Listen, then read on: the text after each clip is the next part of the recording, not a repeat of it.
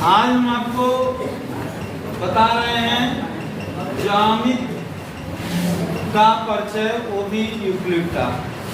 यानी लेसन का नाम हमारे क्या है? यूक्लिड का ज्यामितीय परिचय। तो इसके अंतर्गत हम आपको ज्यामिति के संबंध में बताएंगे और वो भी यूक्लिड के द्वारा जो भी ज्यामिति के बारे में बताया गया है उनके संबंध में हम आपको बता रहे हैं। तो ज्यामिति शब्द क्या है?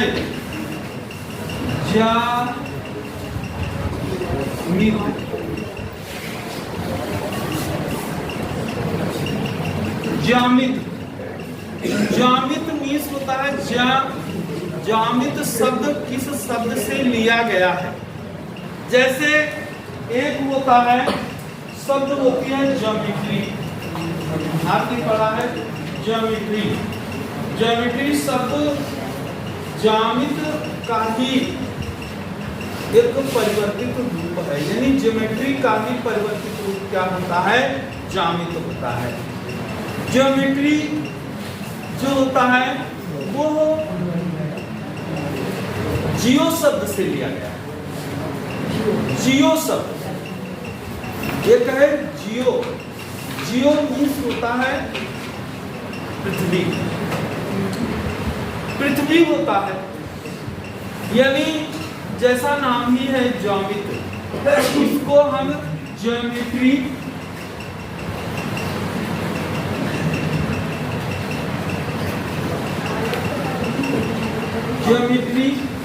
या जियो धन मिति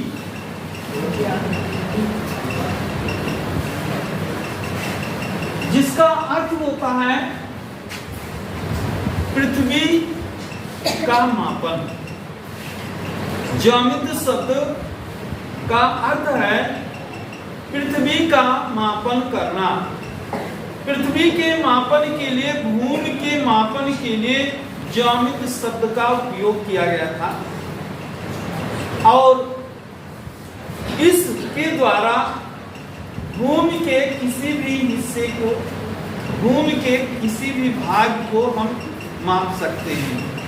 अक्सर हम सभी लोग हमारे आसपास के क्षेत्रों में फैली हुई भूमि को मापने के लिए ज्यामिति का उपयोग करते हैं। लेखपालों के पास में नापने के लिए गुनिया का प्रयोग होता है, कड़ी का प्रयोग होता है। इसी प्रकार से पहले क्या था? बहुत पहले लट्ठे का प्रयोग हुआ करता था। उसके पहले और भी पद्धतियां थी, तमाम पद्धतियां हुआ करती थी। उन पद्धतियों के द्वारा हम मापन किया करते थे। पहले सर्वप्रथम जो ज्यामिति थी, ज्यामिति का मापन मिस्रवासियों ने ही किया था। मिस्रवासियों ने ही भूमि के मापन की उपयोगिता के बारे में सबसे पहले ज्ञात किया था और इसके बाद परिवर्तन होता रहा। एक थे सुलभासुर, उन्होंने भी ज्यामिति के बारे में अनेक प्रकार के तथ्यों को बताया था। इसके पश्चात आज से नहीं, प्राचीन काल से ही ज्यामिति के बारे में उपयोग होता आया है। हमारे धार्मिक ग्रंथों में भी ज्यामिति का उपयोग मिलता है। हमारे धार्मिक ग्रंथों में धार्मिक पूजा कार्य के लिए भी ज्यामिति का उपयोग किया गया है। यज्ञ होती है, यज्ञशालाएं जो होती हैं वह बनाई जाती हैं। तो देखा होगा कि यज्ञशाला में जो हवन होती है वो एक त्रिभुजाकार यज्ञशाला बनाई जाती है। उसमें हवन की आहुति जो होती है वो त्रिभुजाकार होती है, आयताकार भी होती है। जैसी पूजा पद्धतियां होती हैं उसी के अनुसार वे बनाई जाती हैं, हवन कुंड बनाए जाते हैं। इसी प्रकार से कहा जा सकता है कि जामित का उपयोग हमारे धार्मिक ग्रंथों में भी मिलता है। हमारे धार्मिक ग्रंथ में इनका उपयोग अधिक है। कितने आकार का, कैसा, पूजा की विधि कैसी है, धार्मिक अनुष्ठान किस प्रकार से हो रहा है, उस धार्मिक अनुष्ठान के अनुसार ही जो आहुति की वेदी बनाई जाती है वो उसी के अनुसार बनाई जाती है। कहीं पर त्रिभुजाकार, कहीं पर आयताकार, कहीं पर वृत्ताकार भी यज्ञ की वेदी बनाई गई है। तो इसलिए कहा जा सकता है कि जामित का उपयोग हमारे धार्मिक ग्रंथों में भी मिलता है। इसी प्रकार से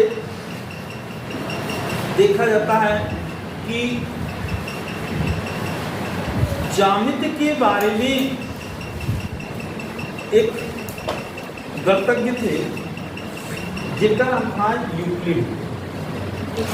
यूक्लिड तमाम अभिधारणाओं को प्रस्तुत किए थे, तमाम विचारों को प्रस्तुत किए थे। यूक्लिड की एक पुस्तक थी जिसका नाम था एलिमेंट। एलिमेंट में उन्होंने बहुत सी परिभाषाएं प्रस्तुत की थी और यूक्लिड ने यहाँ तक कि आप जो अगले क्लास में पढ़ेंगे, 10th में पढ़ेंगे, यूक्लिड का उपयोग एल्गोरिथम विधि में आप एचसीएफ निकालेंगे।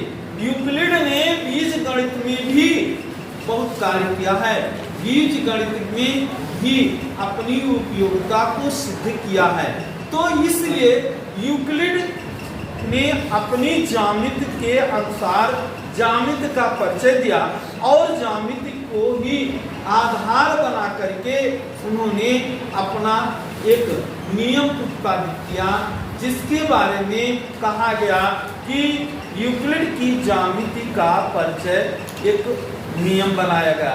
इसके अनुसार उन्होंने ज्यामिति के संबंध में अनेक अपनी प्रस्तुतियां दी हैं, जैसे बिंदुओं के संबंध में, वर्गों के संबंध में, आयत के संबंध में, रेखाओं के संबंध में, किरणों के संबंध में अनेक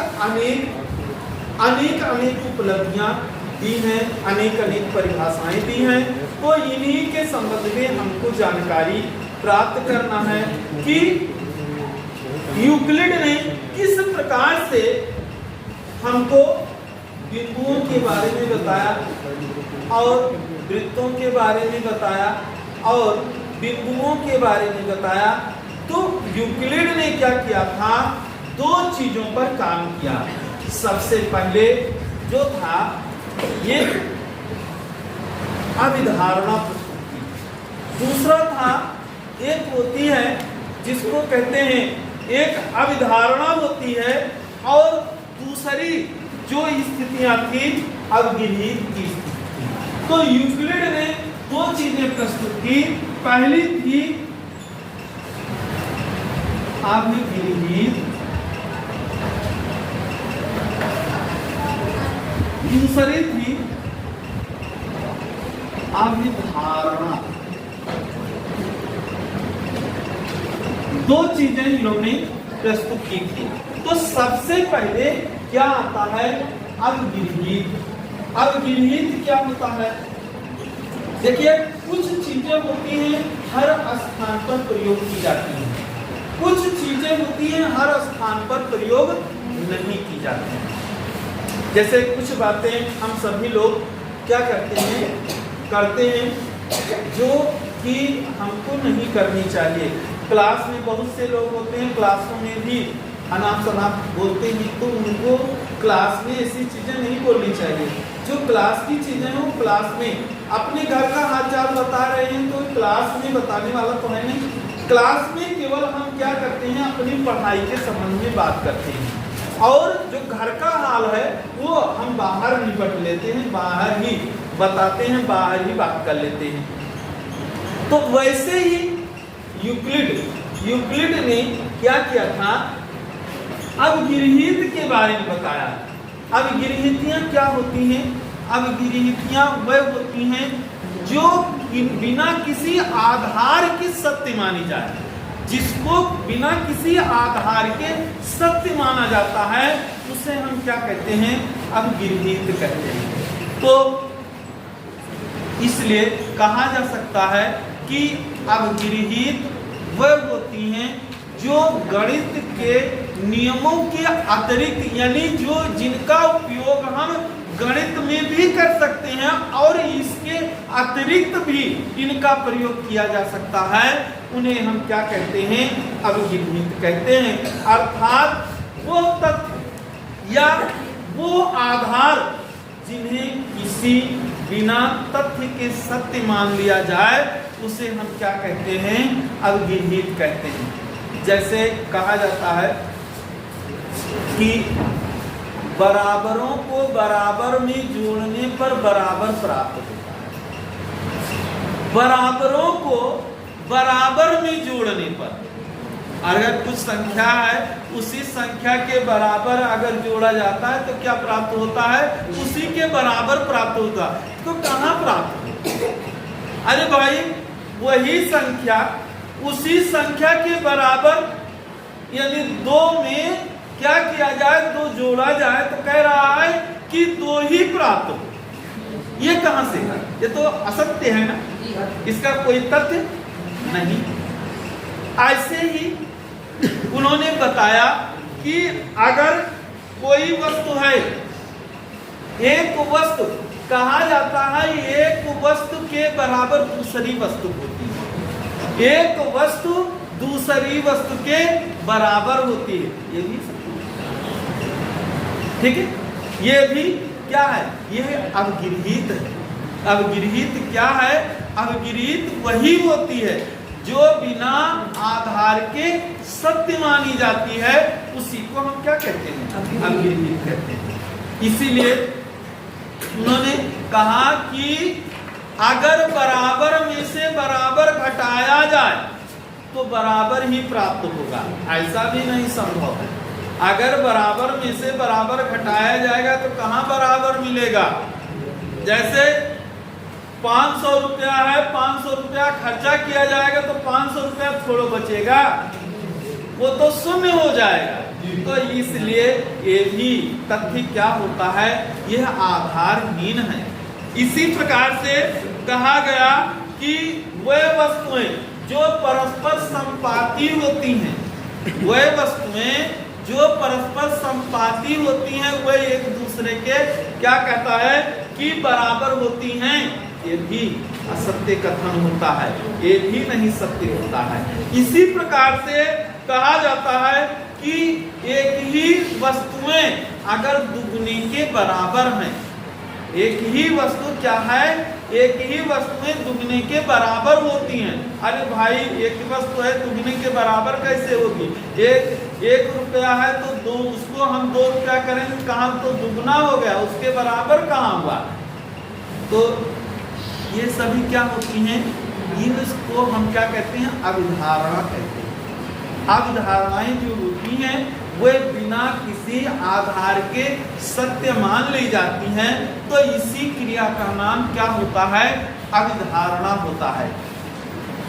इसी प्रकार से अविधारणाओं के अंतर्गत हम देखते हैं एक को अवगिरहितियों के अंतर्गत होता है। अब अवगिरहित के बाद आता है अवधारणा। अवधारणा क्या होती है?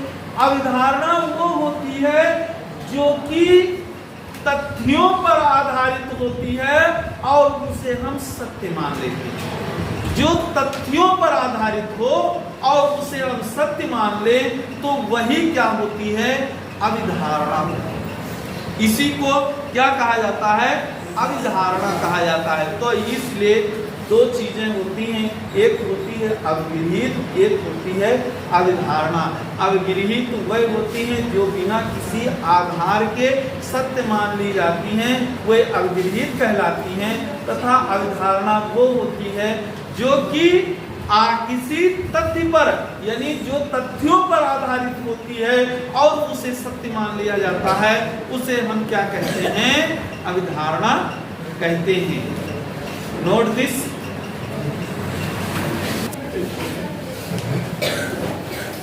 ये यूक्लिड की अभिगृहित है। यूक्लिड की 7 अभिगृहियां हैं, जिनमें पहले अभिगृहित है वह वस्तुएं जो एक दूसरे के बराबर हो, एक दूसरे के बराबर होते हैं। दूसरी अभिगृहित है यदि बराबरों को बराबर में जोड़ते हैं तो कोण भी बराबर होते हैं। तीसरी है यदि बराबरों से बराबर घटाया जाए तो शेषफल भी बराबर होते हैं।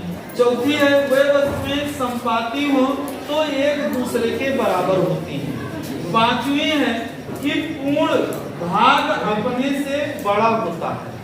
और इसी प्रकार छठवीं है एक ही वस्तुएं क्या हो? दुगनी हो, यानी एक वस्तु क्या हो? दुगनी हो तो परस्पर बराबर भी होती हैं। और सातवीं अवधारणा है कि एक ही वस्तुओं के आधे क्या होते हैं? परस्पर बराबर होते हैं। ये 7 अभिगृहियां हैं और सातों अभिगृहियां क्या है? बहुत ही इंपॉर्टेंट है। तो अभिगृहित के बारे में हमने बताया है कि जिनका गणित में उपयोग क्या होता है और भी उनका अन्य से भी संबंध होता है, यानी जो बिना आधार के सत्य मान लिए जाते हैं उन्हें अभिगृहित कहते हैं।